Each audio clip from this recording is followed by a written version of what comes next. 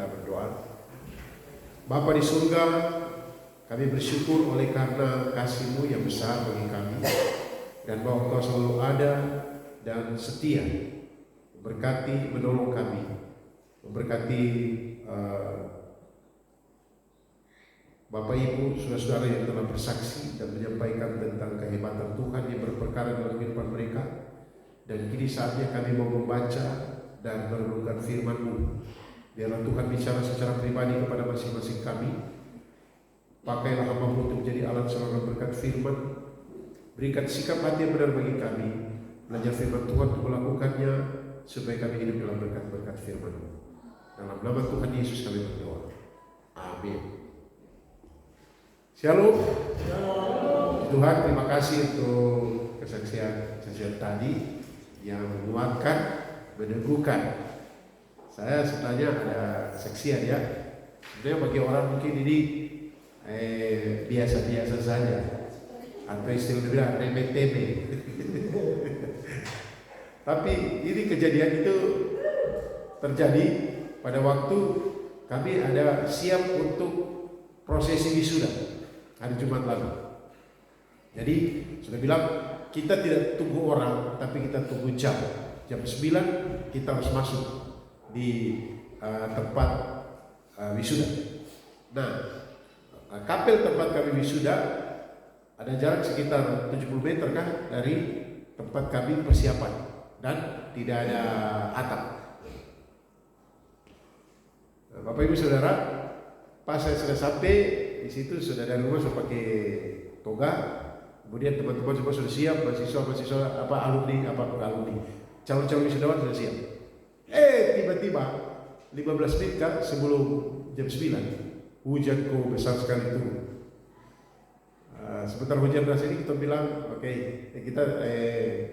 pimpinan bilang kita tetap jam 9 jalan, tapi jam 9 itu hujan besar ini mau jalan. Nah, sebelum itu kita berdoa dulu untuk persiapan acara. Mereka tugaskan saya, pendeta pimpin doa. Dan saya berdoa seperti anak kecil, hati saya timbul begitu saja. Tuhan, kami mau pergi wisuda tepat jam 9, tolong hentikan hujan ini supaya tidak seorang pun yang basah. Amin. Amin itu belum hujan berhenti, tidak. Kita tunggu. 7 menit kah sebelum prosesi masuk, hujan berhenti. Waktu hujan berhenti, ayo kumpul, mari semua. Saya bilang, mari cepat, karena kita hanya minta untuk supaya Tuhan tidak kasih hujan. Tahan dulu hujan. Kita mari cepat sampai masuk. Puji Tuhan, tidak hujan.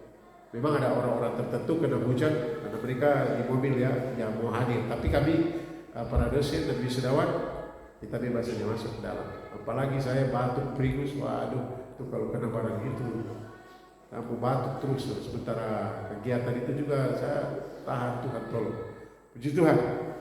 Nah, itu kesaksian yang biasa saja, mungkin remeh-temeh. Orang bilang kebetulan, saya tidak. Saya anggap itu tidak. Karena kejadian yang sama terjadi pada waktu Pempri Camp, kegiatan Pempri. Kita berdoa Tuhan berikan cuaca cerah. Saya tanya hari sebelumnya, kamu mau minta besok acara, minta cuaca apa? Tidak hujan, tidak panas, tidak hujan atau apa? Dia bilang mendung Pak, kami minta mendung. Pagi-pagi bukan mendung, hujan. Pembukaannya 4, hujan terus, dan hujan itu bukan hujan deras tapi slow motion, tahu? Pelan-pelan yang kita pasti prediksikan itu hujan itu nanti bisa sore kapan. Dan saya langsung kirim di grup kami. Yang saya kirim adalah klip video itu.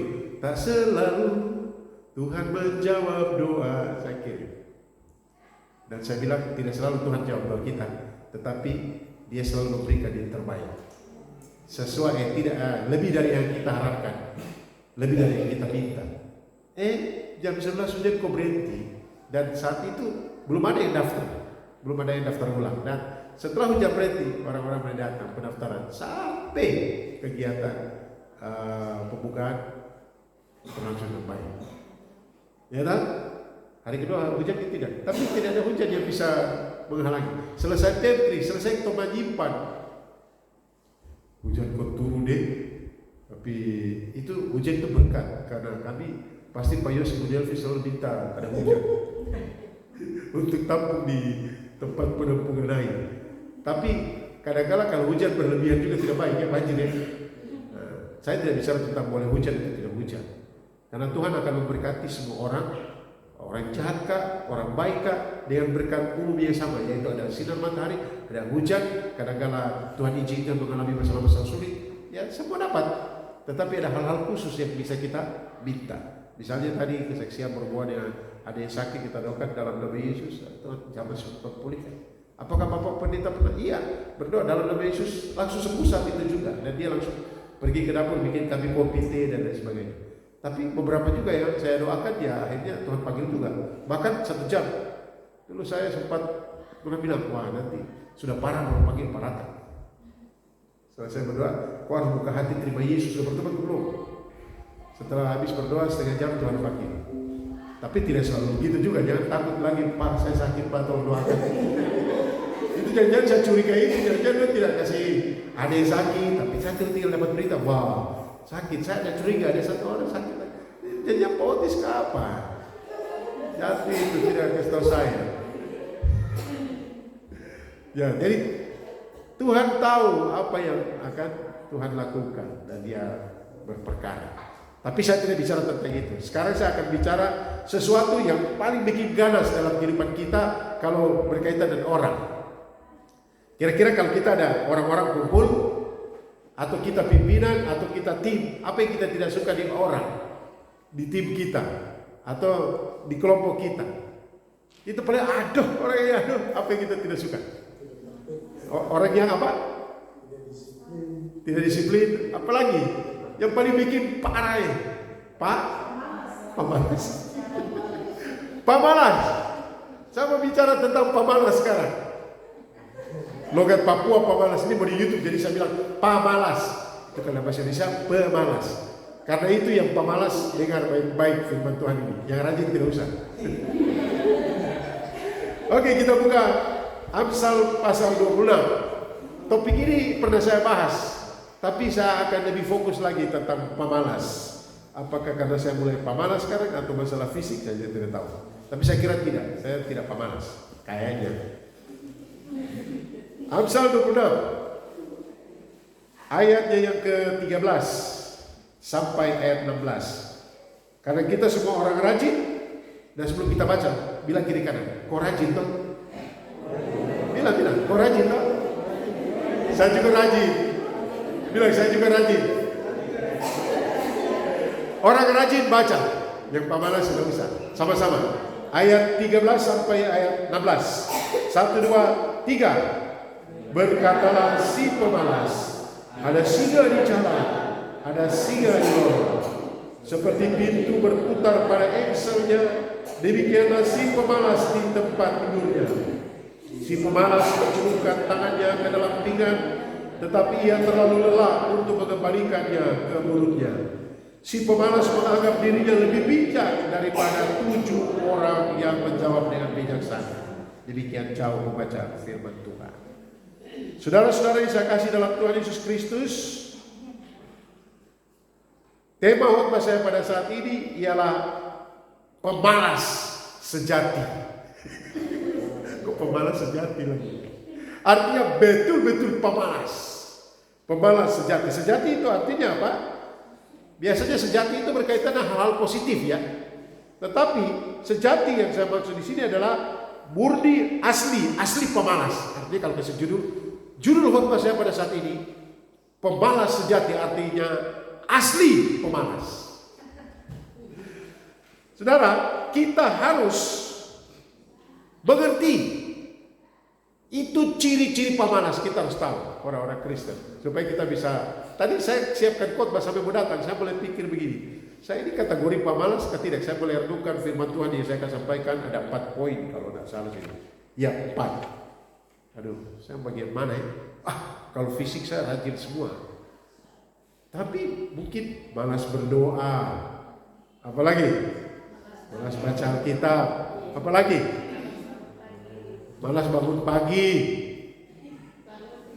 Bangun tidur. Ada lagu dulu ya, lagu apa? bangun, tidur, bangun lagi, tidur lagi. Biasa ciri pemalas. Nah, itu ada, nanti kita akan lihat. Nah, saya mulai pikir, saudara, oh jangan-jangan saya juga hal-hal yang berkaitan dengan hal rohani itu termasuk pemalas. Saudara-saudara, kita akan mempelajari ada 4 ciri pemalas sejati. Jadi kalau saya sebutkan ciri satu persatu, jangan kamu lihat orang lain baru kau tertawa ya. Kau lihat dirimu sendiri, ya. Apalagi kalau tempat pekerjaan, dia pas ini, aduh, dia langsung lihat, oh ini biasa ini. Oke, ciri pertama, ayat 13, kita baca sama-sama. Ayat 13. Itu gampang, pelajari Alkitab gampang. 1, 2, 3. Berkatalah si pemalas, ada singa di jalan, ada singa di lorong. Itu sama dengan 22 ayat 13. Coba kita lihat 22 ayat 13 juga. Ini ayat Alkitab ini dia jelaskan. 22 ayat 13. Sama-sama kita baca. 1, 2, 3. Si pemalas berkata, ada singa di luar, aku akan dibunuh di tengah jalan. Balik di dalam pasal 26. Jadi ciri pertama pemalas sejati itu apa? Banyak mengeluh, atau kalau sini banyak alasan. Emangnya ada singa di jalan, dia sudah lihat singa? Itu kan ada singa di lorong, ada singa di jalan. Kalau ada singa di lorong, ada singa di jalan, orang-orang lain pasti heboh, singa. Dia cari alasan saja. Ciri pertama pemalas sejati adalah selalu cari alasan. Dan lihat kiri kanan ya, ada yang ketemu kerja, nanti besok datang ke tempat itu.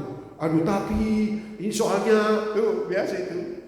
Biasa saya kalau di kelas, tolong kumpul semua tugas ini sudah 1 minggu ya.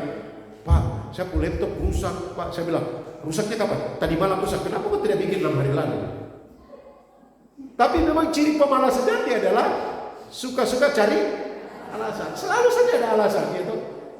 Kenapa kok ini harusnya, aduh saya lapar, saya ingin ini,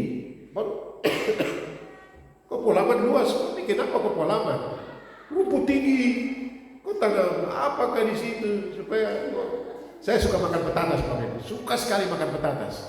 Saya sampaikan ini bukan berarti nanti kalau petatas bawa ke rumah, ya kalau bawa juga tidak apa-apa, duka.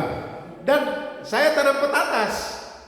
Sampai Bapak Ibu Saudara nak masuk akal, saya buka Facebook dan saya lihat di marketplace ada jual petatas namanya Cilembu kan. Petatas dari Jawa kiri, saya harga 200.000 kan. Petatas cuma dapat 4 sepakat. Dan saya mulai koker dia kata apa, saya tanam, saya ikut teori, tutup semua dulu dari daun-daun. 3 hari saya angkat dia sudah sepanjang. Dan sekarang di rumah banyak petatas Cilembu atau ubi jalan madu, ubi madu. Kalau mau ambil ubi-ubinya banyak di rumah. Tapi ingat, kalau sudah ambil jangan lupa kalau sudah buah, bawa hasilnya.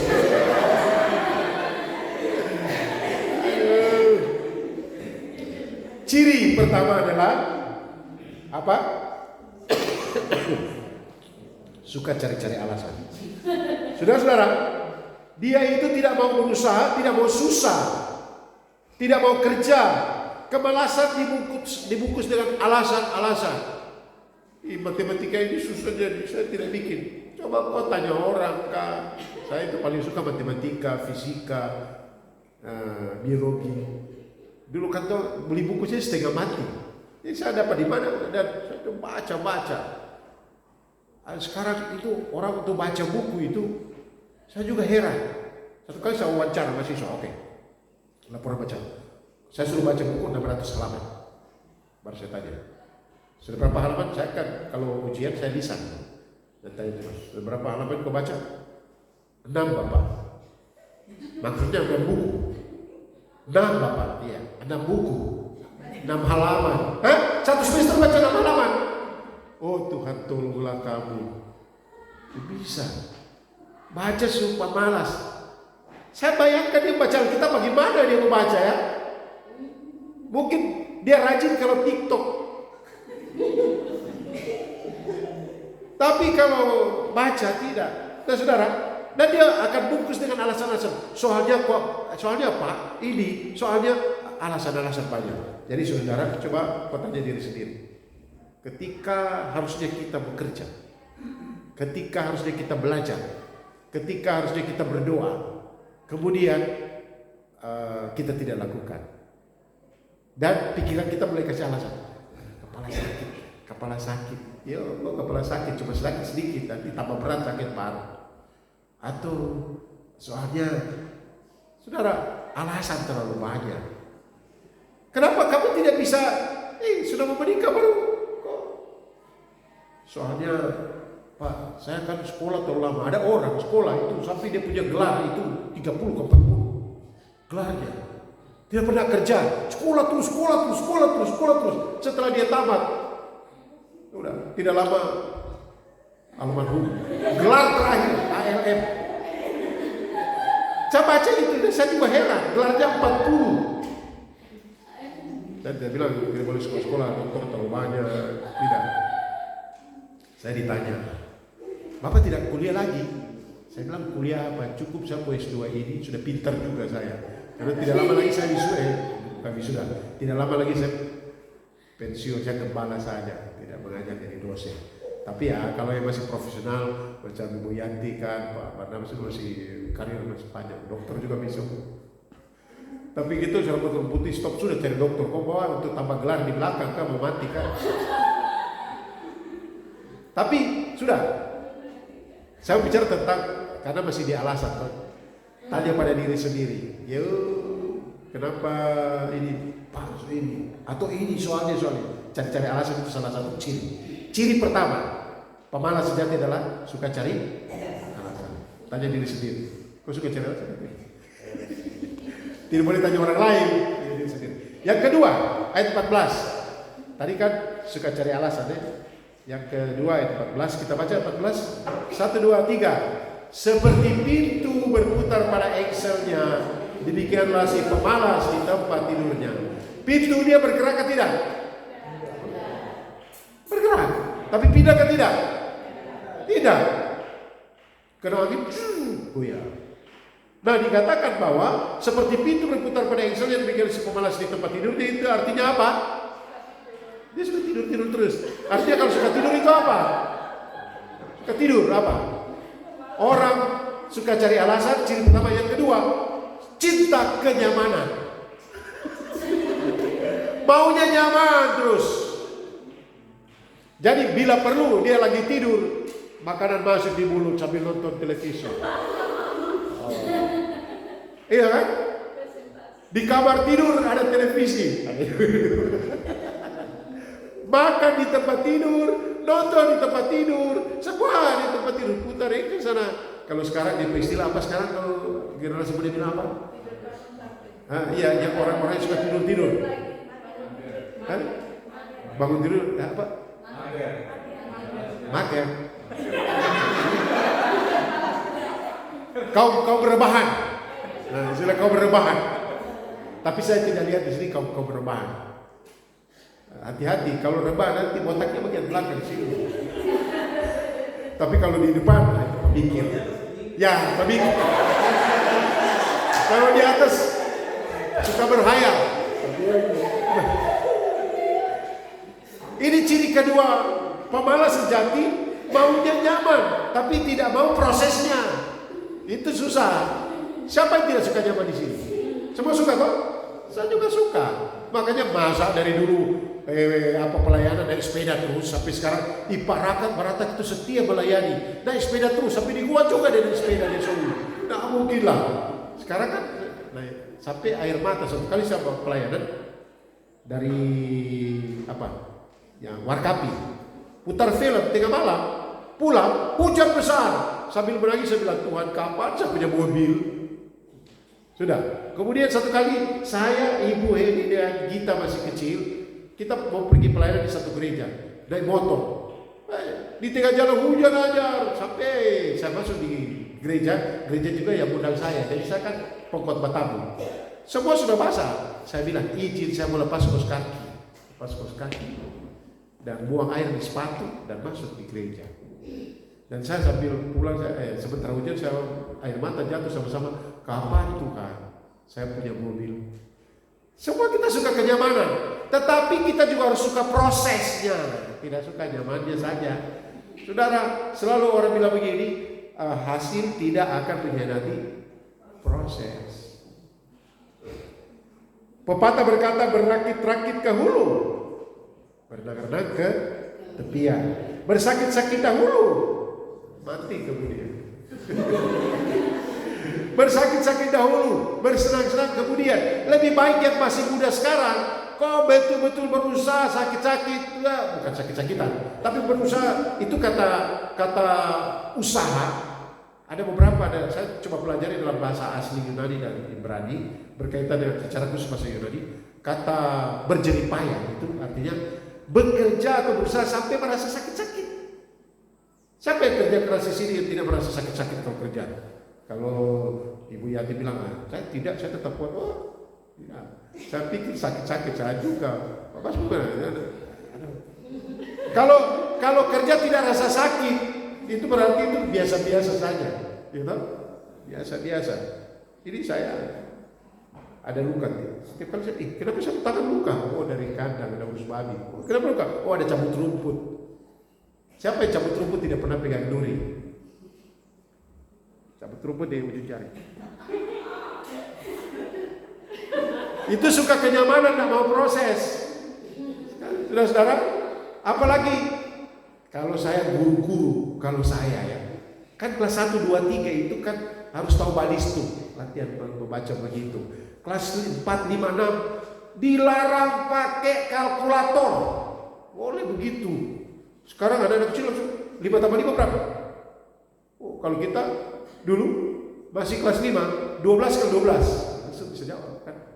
Ya, atau nah, kadang kalau SMP kelas 3 sekarang 3 kali 3 berapa? Sabar ya. 3 kali 3 saya pakai kalkulator. Ya. Itu nyaman, kita suka nyaman, tapi proses. Saya ingat dulu kalau kami belajar dulu kan pelajarannya sedikit ya. Sekarang pelajaran banyak sampai SMA saya pelajaran cuma 7 kayaknya. Saya jurusan IPA. Jadi fisika, biologi, kimia ada. Kemudian ada agama, ada matematika, ada apa ya? Bahasa Inggris ada. Satu. Agama ada sisilah. Bahasa Indonesia. Tidak ada sejarah, itu sejarah untuk baca. Kalau itu jurusan. Nah, saudara, itu belajar dengan penuh kesungguhan dan selalu dibilang begini, dilarang. Saya biasa kan otaknya suka yang praktis toh. Langsung ada rumus begini, cuy. Nah, kita bisa pelajari rumus. Otak saya bekerja, saya langsung jawab. Jawabannya betul, tidak salah. Tapi guru kasih salah karena apa? Dia bilang apa? Jalannya mana? Jalan-jalan apa? Sudah betul kok. Iya, tapi jalannya yang perlu. Jangan jalan korupsi lagi. Ada orang bilang begini, kita bisa dapat sesuatu, tapi kualitas dari kita dapat atau kemuliaan dari apa yang kita dapat tergantung bagaimana cara mendapatnya. Kalau cara mendapatnya untuk nyaman-nyaman saja, gampang kan? Gampang. Saya dosen teologi, sebenarnya tidak boleh. Saya bisa bikin berbagai macam cara. Orang pernah bawa tugas di saya, heran bin ajaib juga orang ini. Dia kasih tugas, karena dia tugas terlambat. Dia di dalam tugas itu, dia kasih amplop. Saya baru lihat apa, saya bilang, bawa kembali. Saya bilang ke ketua prodinya, bawa kembali, saya tidak menerima ini. Tugas ini saya tidak terima. Tapi pada dia tugas tidak bawa. Saya lihat ini macam saya dihina dan barang ini. Orangnya di mana? Sampai dia sudah di mana saya? Tidak bersalah. Masa begini? Ya, di dosen teologi saja ada godaan seperti itu. Saya pernah ditelepon, belum kan telepon, SMS. Pak, tolonglah saya, Pak. Nanti apa saya?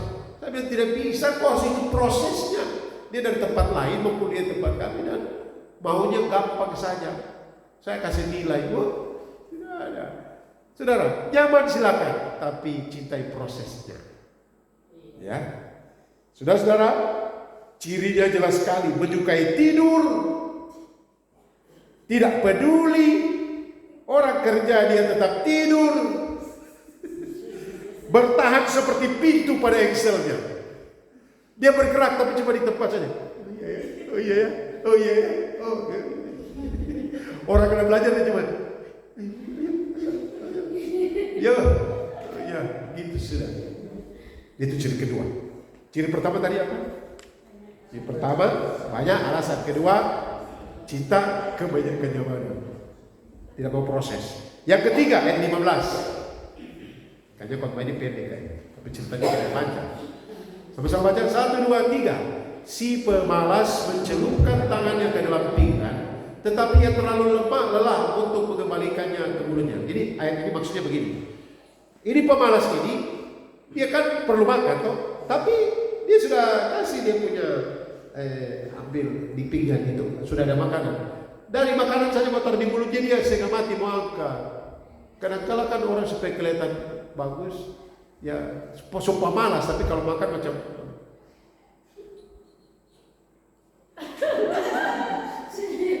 dia pelan-pelan lagi. Aduh, ya yang dimaksud dengan bagian firman Tuhan ini yaitu dia tidak mau bersusah-susah. Kalau boleh orang lain yang suap dia, karena tangannya tidak mampu. Yang ciri yang ketiga adalah tidak mau berusaha. Ya, saudara-saudara, pemalas mungkin bisa dengan sangat terpaksa bangun dari tempat tidurnya, tetapi dia enggan untuk berusaha. Apa ya? Semua saudara, ya saya bersyukur karena saya dididik dengan saya terlahir di keluarga yang mengalami ekonomi yang susah. Makanya sekalipun kita sudah cukup, saya mau supaya anak-anak saya harus kerja. Dulu memilih kita dulu belum, dia cewek jadi. Cuci piring dulu, bagus bilang cuci piring dulu, pilih sapu. Harus. Mereka dua kita harus pikul bambu. Si Kelvin lewat kampus ini pikul bambu. Sementara ada mahasiswa, dia mau pergi ke kebun, tapi dia pakai baju isi, kemudian parang disimpan di belakang, lewat dia asrama putri. Tapi dia pergi kerja. Tidak usah malu kita tunjukkan kita kerja. Tidak apa-apa. Kerja kan tidak bisa pakai baju pakai dasi, kerja kebun pakai dasi, parang disimpan di belakang. Kemudian kelihatan kita harus mencintai pekerjaan kita. Sebagai apa? Nelayan, oke, cintai pekerjaan. Saya tidak malu sampaikan, saya pelihara babi, tangan saya banyak kali pas mandi, bapak bilang, "Pak, bawa pasta busuk ini." Saya semprot di parfum kuku-kuku ini, makanya saya kuku pendek semua. Saya selalu bilang ke Tinus juga, kuku panjang itu pemalas. Minta maaf ya, kuku panjang. Karena dia takut, kan dia kerja kan dia takut mau patah kukunya. Ini patah. Maksudnya malas kerja keras, mungkin dia kerja uang, gitu uang kan? Boleh. Kalau itu uang yang kau dapat baik-baik. Atau bisnis kah? Tapi kalau kerja kebun, kau kerja apa? Saya petani, kuku panjang. Terus kenapa kau main gitar kemarin itu tidak bunyi? Bapak saya kuku panjang, potong kuku-kuku itu. Itu sampai kalau main gitar itu tanya Pak Yos, sampai ini itu tebal. Tapi kalau mau main gitar bagus, dia tidak dia terlalu usaha, tapi dia tipis pelan-pelan, tidak akan bunyi. Harus pinggir kuat sampai kan tangan sakit. Itu tanya Pak Seki ini yang ngajar musik. Itu jari, oh ini sakit, coba kok begini 3 menit saja. Sakit ke tidak? Tapi kalau aduh sudah sakit saya tidak bisa, itu tidak mau berusaha. Ganti Pak Seki akan mulai hari Sabtu atau apa ada free yang latihan musik harus tetap ada karena kita harus ada orang yang tahu musik lagi di sini. Toh? Bisa ke tidak? Lu bisa ke tidak? Kan masih SMP toh? SMA di sini toh? Oh, tidak, walaupun tetap. Rio juga, Daniel ya. Nah, yang tinggal juga latihan musik. Jangan, aduh, ada pisang goreng boleh. Tapi maksudnya harus ada usaha saudara. Secara ekstrim ini orang malas diumpamakan Dia mau supaya disuap-suap saja. Itu ciri yang ketiga. Jadi pertama banyak alasan, dua cinta kenyamanan, tidak mau proses, yang ketiga tidak mau berusaha. Yang keempat ayat 16, ini pasti kena yang banyak ini. Coba kita baca ayat 16. 1, 2, 3. Si pemalas, yang rajin-rajin baca besar-besar. 1, 2, 3.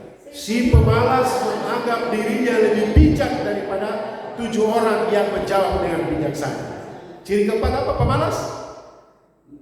Banyak bicara. Kau tanya kiri kanan, kau suka banyak bicara ke kiri?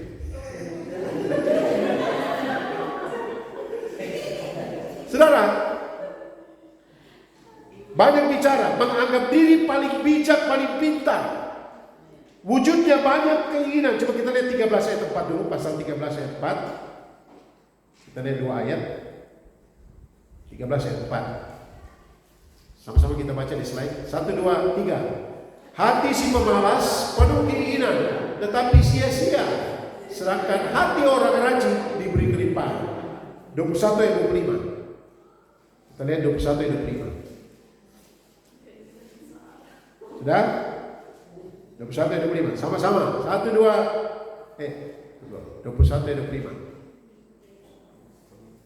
1, 2, 3. Si pemalas dibunuh oleh keinginannya karena tangannya dengan bekerja. Yang suka bekerja adalah apa? Mulutnya. Oh, harus begini, harus begitu, harus begini dan begitu. Ya, itu tidak baik. Yang baik adalah begini. Jadi kau bicara saja, stop bicara, kau action. Banyak orang kan NATO, Ibu Bokis NATO itu artinya apa? No action, talk only. Apa artinya itu? Artinya tidak ada aksi, bicara saja. Sering kali ketemu orang yang begitu? Ya, bicara saja. Ada ketemu atau tidak? Ada ketemu. Di sini ada atau tidak? Tidak ada. Tidak ada. Ya pendeta, karena pendeta di mimbar bicara terus. Kamu diam kan? Banyak bicara. Saudara yang saya kasih dalam Tuhan Yesus Kristus. Ciri yang keempat pemalas sejati adalah banyak bicara, menganggap diri paling bijak, pintar. Dia banyak keinginan, banyak konsep, teorinya banyak, kelihatan bijaksana. Seorang penafsir ketika dia menulis ayat ini, dia tulis begini, ini Matthew Henry. Congkak, sombong, berwujud pada menganggap diri paling baik, menganggap diri paling tinggi status, menganggap kemalasan sebagai hikmat. Coba kita lihat di dalam ayat 12, pasal 26 ayat 12. 26 ayat 12 dikatakan ini, sama-sama baca 3. Jika engkau melihat orang yang menganggap dirinya bijak, harapan bagi orang kebal lebih banyak daripada bagi orang itu. Ada orang, oh harus dia. Saudara, ketika hanya bicara saja, dia menganggap dia paling hebat. Orang bikin sedikit, sudah bikin bagus, tapi dia komentar, oh padahal dia tidak bikin apa-apa. Aduh, saya waktu kecil itu suka cari uang. Dari kecil saya sudah suka cari uang. Caranya yaitu saya bikin layang-layang. Ya anak kecil bikin layang-layang pasti kan sudah yang penting jadi layang-layangnya tuh. Tapi dia tidak naik, tapi putar saja. Dia bilang, Dolphy pula layang-layang gitu, putar-putar. Ya tidak bisa naik. Akhirnya saya bikin lagi, kasih halus dan boleh bikin jadi bagus. Sudah bikin jadi bagus. Dia naik bagus. Tapi waktu baku potong di atas, ya putus layangan yang saya. Dia bilang, Dolphy punya layangan ini. Orang bicara itu tidak tahu bikin layangan, tapi dia juga tidak tahu. Tinggal bicara terus. Kau bikin sendiri boleh. Tapi saudara, kita tidak apa-apa. Kita bekerja, ada salah. Orang bicara, tidak apa-apa. Bikin lagi yang lebih baik. Orang bicara, bikin lagi yang lebih baik. Orang bicara, kita bikin saja. Karena yang bicara itu cuma talk only. Hanya bicara saja. Kamu ada usaha apa? Saya lagi bikin tempe tahu. Kok orang Papua bikin tempe tahu? Lucu apa? Dulu ada yang tukang apa ini? Jahit sepatu. Di mana ini? Orang Papua tuh. Kita lihat nih. Ih lucu orang Papua soal sepatu. Iya, lucu itu dapat uang dan kok tidak dapat apa-apa. Ya tahu? Kemudian kau ada usaha apa? Ya, kau dari mana? Jatuh dengan Pak Barnabas keluarga. Baru kau sekarang, saya ada jual bakso di depan. Kau jual bakso? Oh, kamu jual bakso? Orang kaya dengan jual bakso, dia bicara banyak. Kau jual bakso juga, tapi bikin lebih enak. Jangan bilang, kau orang Papua bikin bakso jadi tidak enak. Ya, siapa bilang? Bikin saja. Artinya apa, saudara? Ada apa yang kita akan lakukan? Pamalas akan komentari kita. Dia akan komentar. Ini, itulah. Karena ciri yang keempat dari pamalas itu banyak bicara, anggap diri paling pintar, tapi tidak bikin apa-apa. Oke? Sudah mulai pikir siapa pemalas sejati? Bukan saya, bukan saudara, bukan kita. Amin. Tapi bukan siapa saudara. Artinya mari kita lihat diri kita sendiri supaya 4 ciri ini akan menolong kita untuk ingat. Aduh, kalau saya mulai cari-cari alasan. Saya heran dengan banyak pekerja sekarang. Keluarga-keluarga muda bekerja. Terlambat sedikit di kantor, ada urus anak jadi, ada urus anak. Tahun dulu juga urus anak Jam 6 pagi bawa anak pergi sekolah dari Sowi sampai sana. Tidak pernah terlambat mengajar jam setengah 8. Tidak pernah. Satu kali ada orang bilang, aduh saya terlambat karena saya urus anak. Saya bilang kalau begitu saya berdoa sekarang supaya Tuhan ambil bawa anak. Oh jangan jadikan alasan bawa anak. Ya tahu? Betul kan tidak? Hati-hati jangan pakai alasan. Keluarga muda ya, waktu belum punya anak, minta anak. Setelah saya punya anak, aduh, soalnya satu anak ini saya harus kasih mandi. Dulu juga tuh punya anak, sekarang tuh punya cucu. Ngerti ya, keluarga muda ya. Jadi yang belum punya anak kita berdoa supaya Tuhan siapkan mentalnya dan jangan jadikan anak sebagai alasan nanti. Aduh itu saya paling tidak suka kalau saya bimbing orang, kemudian bilang satu anak. Anak itu berkat, jangan dijadikan alasan untuk kita melakukan sesuatu yang di luar kehendak Tuhan. Benar ya? Benar atau tidak? Kalau Tuhan ambil bagaimana? Ya. Jadi saudara, 4 ciri pemalas sejati mari kita hindari. Banyak alasan, banyak. Kedua, cinta kenyamanan. Ketiga, tidak mau berusaha. Keempat, banyak bicara. Menganggap diri paling hebat, paling pintar. Mari kita berdoa, mengucap syukur. Terima kasih ya Tuhan, kami mengucap syukur Tuhan beri kesempatan bagi kami merenungkan firman-Mu. Bukan berarti setelah kami renungkan ini kami sudah menjadi orang yang tidak pemalas. Tetapi biarlah yang akan menolong kami adalah Roh Kudus untuk dapat mempersembahkan kinerja terbaik, pelayanan terbaik, pengabdian terbaik sebagai kepala rumah tangga, sebagai ibu rumah tangga, sebagai anak-anak pelajar, sebagai orang-orang percaya. Kami diingatkan senantiasa supaya kami menjadi orang yang rajin, yang bijak. Kami tahu bahwa kami sulit untuk melakukan firman. Kami mohon Roh Kudus menolong kami, memampukan kami untuk menjadi pelaku firman. Dalam nama Tuhan Yesus kami berdoa. Amin. Saya kembalikan kepada